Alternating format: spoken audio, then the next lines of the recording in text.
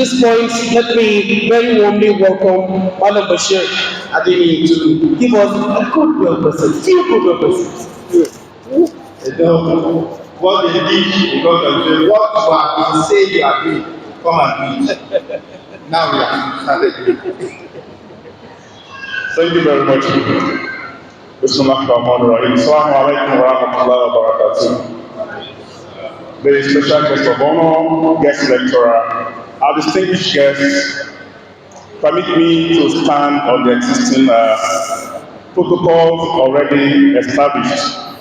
I look at the front row and I see the representative of the DGNTA. And I just suddenly remembered that customs has not paid for the last quarter.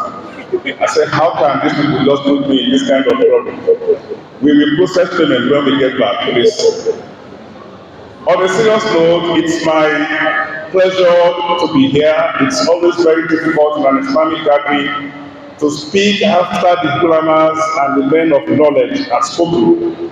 But since I have this opportunity, I'd just like to say some few words. Takbir.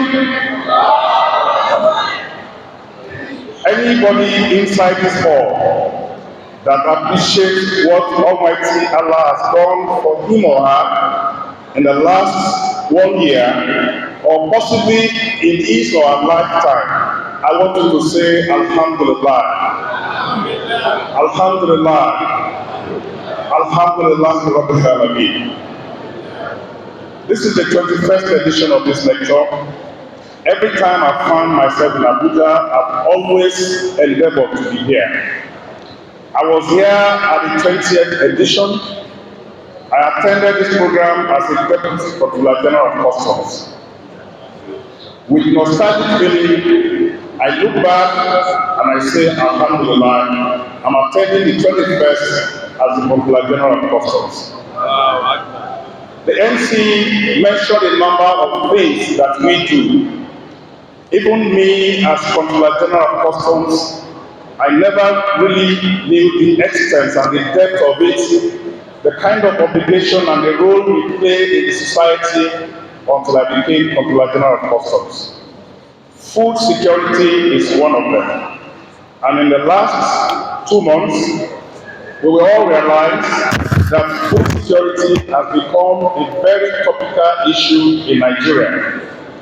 I listened very attentively to what Ajia said, which speaks to the fact that we needed to create wealth, and that our government, rather than creating wealth, we are trying to distribute food. I understand completely, and I agree 100% with what she said. But we have found ourselves in a situation where we need to address what is the priority. Before people can create wealth, they have to feed themselves. They have to be in a position where they have successfully tackled hunger. And that is the situation where we have found ourselves. And this is what the customs has tried to apply itself in the last 3-4 months. And alhamdulillah, we are trying our best under the directive of the President to ensure that every food item that we have in different parts of the country is given to those who need it. And this is why I want to start by commending what AL-HABIBIYYAH has been doing in the last years to ensure that we bring food support to needy Nigerians. This is one project that all Nigerians must support to ensure that we assist needy Nigerians to address that fundamental aspect. It has been very, very important for us, but it's even more important and obligatory for us in the month of Ramadan, that whatever we have that we can use to support this project, we should do it. I want to thank all the partners that have been involved in it, and I also want to thank all Nigerians who have made it the point of duty to contribute their own quota towards this. I want to assure you that President Bola Ahmed Tinubu is a listening president. Each time we go to him and tell him about things that affect the poor, the downtrodden, he listens. And part of it was the response that we've seen in the last few days. the opening of some of the borders that have been closed, so that the border communities will thrive, and then we will be able to bring in food into the country. The project is still in progress, and I can assure you that in the next few weeks, we are going to have food and plenty in Nigeria. Let me once again congratulate all members of the Muslim Ummah for the Ramadan that we are undergoing.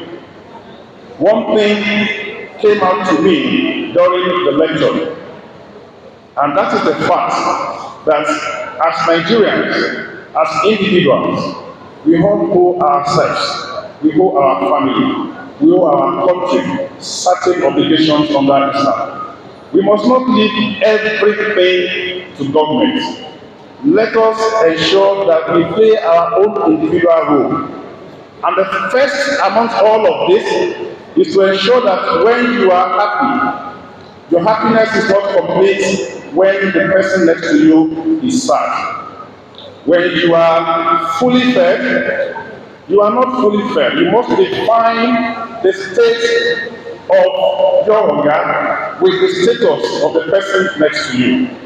And it is only when we do this that we can create multiplier effects of happiness, multiplier effect of wellness, multiplier effect of joy all over our country.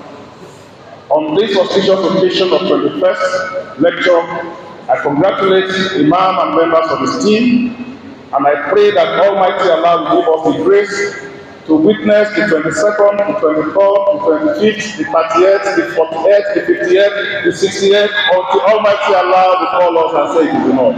Thank you very much.